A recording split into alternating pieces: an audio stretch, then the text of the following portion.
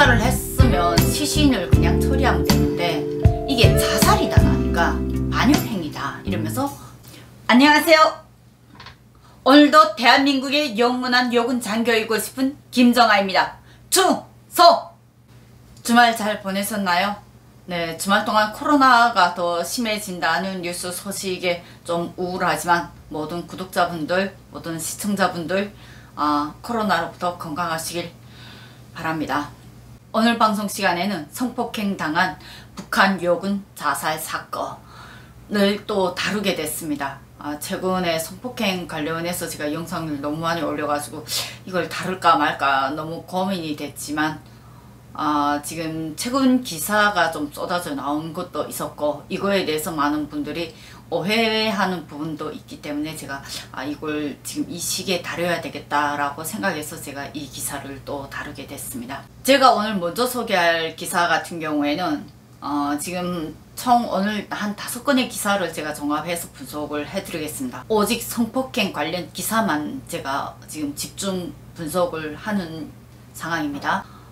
제가 먼저 보여드릴 기사는 데일리 NK가 2019년 3월 8일에 올린 기사입니다. 평양 군병원 성폭행 군관 엄중 문체 요군 우대 김정은 군에다 지시를 내린 사연입니다. 그래서 고위 간부가 영양제 주사와 안마 지시를 하면서 범행을 저질렀다는 내용인데 이 내용인즉은 북한 군 간부들이 요군을 상대로 이렇게 성폭행을 하는데 대체로 영양주사와 안마라는 부분을 많이 거론을 한 겁니다. 그래서 이게 실제 북한 군 내부에서는 어떤 형태로 이루어지냐, 모든 군단이라던가 사단이라던가 여기에 군의소가 다 있습니다. 그러면 군의소 간호원들 같은 경우에는 대체로 군 간부들 안마주사 안마라기보다는 기본 영양제나 이런 주사들을 왕진으로 청해 받을 때도 있고 군의소에 오는 분들 이렇게 치료를 해줄 때도 있는데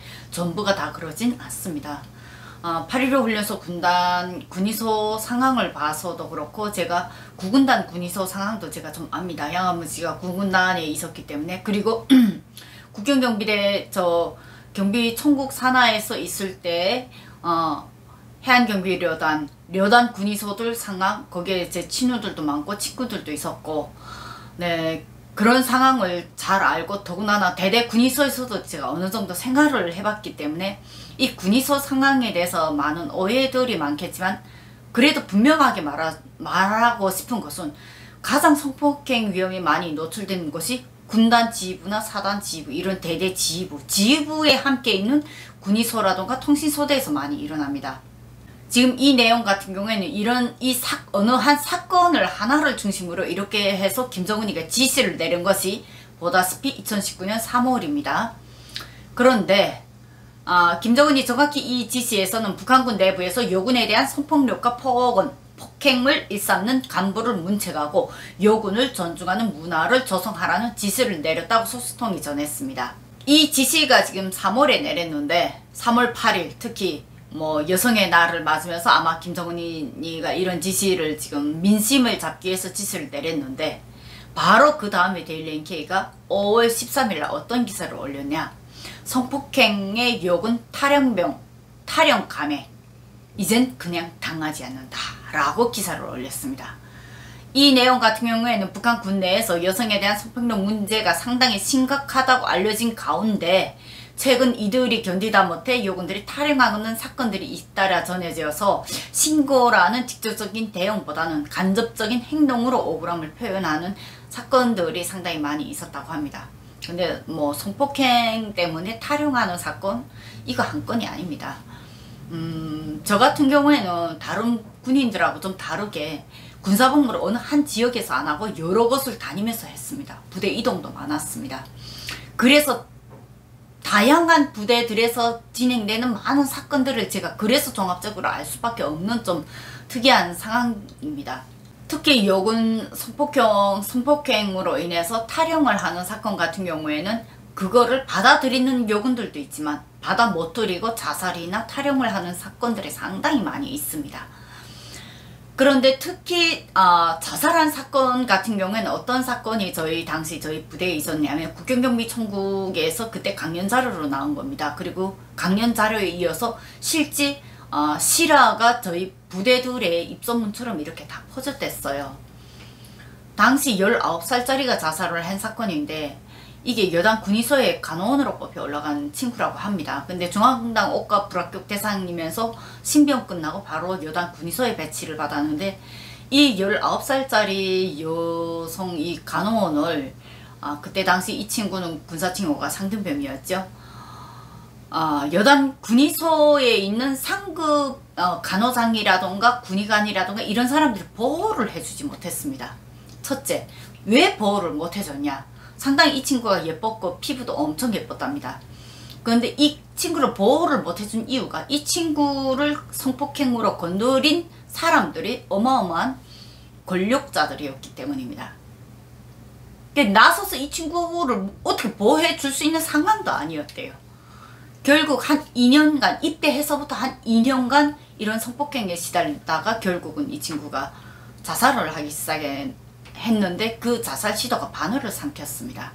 그래서 온 피부 정말 내장이 다 파열돼 가지고 살릴 수도 없는 그런 상태에서 끝내 숨졌는데 그 자살한 친구를 놓고 이 친구에 대한 이런 자살 행위를 막는다. 그 마지막 이 얘기가 상당히 더 끔찍했거든요. 저희는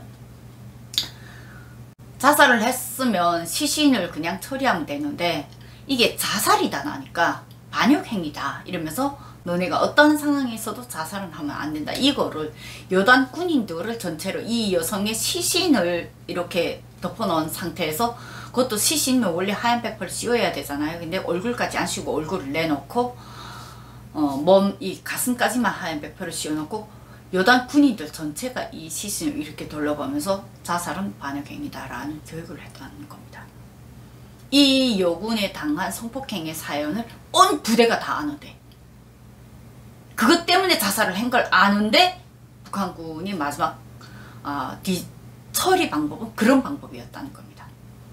이것은 제가 군사복무한 시기가 지금 1990년대 후반입니다. 이 시기에도 이 사건이 만연했습니다. 결국 저희 부대에서도 겪은 사건들이 상당히 많았습니다. 그런데 지금 2020년입니다. 2020년 당시에도 아직도 이런 사건이 계속 일어난다는 것은 오랫동안 관영으로 와 있기 때문에 하루아침에 뚝딱 김정은이 지시 내린다고 해서 해결되냐? 절대로 해결이 안 된다는 거죠. 그 다음 기사가 바로 2020년 8월 6일 또 데일리 AK입니다. 성폭행으로 임신한 여군의 제대 명령, 가해자는 오히려 진급. 이 문제에 대해서 제 재생 목록 북한 소식과 안보 이슈 그 재생 목록에 들어가게 되면 아마 5월달에 제가 올렸을 겁니다. 북한 여군 성폭행 당하면 누가 처벌받나. 그 내용에 이 내용 두 가지가 세 가지 사건을 제가 올렸을 건데 그 내용을 더 디테일하게 보실 분들은 한번 추천드리겠습니다. 오늘 이 방송을 더 이해하기 위해서 이러한 문제들 같은 경우에는 정말 만연하게 일어나는 사건들이라는 거죠. 그때 당시 제가 북한 여군 성폭행 당하면 누가 처벌받나 라는 방송을 올렸을 때에도 그 영상의 사례가 바로 이 사건하고 거진 유사합니다. 성폭행 임신한 그때 당시 부소대장 같은 경우에는 군사복무 그냥 시켜준다. 제대 안 시킨다. 입당시켜준다. 라고 그 임신한 아이를 강제 낙태시키게 만들고 그리고 강제 낙태된 이후에 끝내 제대명령서를 내림으로써 이 친구가 자살 시도를 한 걸 당시 제가 막아댔습니다. 총창으로 배를 가로지르려는 걸. 그런데 이 친구 그렇게 끝내 제대명령서를 해서 이 친구 보낸 다음에 이 친구를 성폭행한 대대정치도원은 당시 대대 선전원으로 강직됐지만 1년 있다가 2년도 아니고 1년 있다가 다시 대대정치도원으로 원래 자리에 올라갔습니다. 그때 당시에도 이 사건이었습니다. 그게 1998년도 있은 사건이었거든요. 근데 2020년도에 지금 아직도 이 사건이 또 있다는 겁니다. 성폭행으로 임신한 여군의 제대명령, 가해자는 오히려 진급. 이건 북한 안에서 너무 당연한 일이에요. 또 다른 기사 볼까요? 보이원 성폭행을 참지 못하고 탈북 시도하는 여성 총에 맞아 숨졌다. 또 성폭행 사건입니다. 보위원들, 보안원들, 예, 조금 반반하게 생긴 여성들, 뭐 집에 살림이 조금 안 좋거나 좀 장사를 하거나 그런 친구들 약점을 잡아가지고 보위원이 요구하는 건 누구도 거절 못합니다. 정말 걸리지 않으면 너무 감사한 일이고 걸리면 당할 수밖에 없는 게 바로 북한 사회예요. 보위원뿐이겠습니까? 보안원들, 당간부들은 그 사람들은 제외예요? 그 사람들도 제외가 아니에요. 일단 그런 재수없는 일에 걸리지 말아야 되는 거죠. 걸리면 어쩔 수 없는 거고. 그것이 바로 북한 사회입니다. 다음 기사. 그러니까 오늘 이 방송을 하게 된 계기가 바로 이 기사 때문이었던 거죠. 성폭행으로 임신한 20대 돌격대 대원. 고향 뒷산에서 자살했습니다. 사건들은 대체로 다 유사합니다. 권력을 쥔 사람들이 결국 이들을 다 성폭행한 거죠.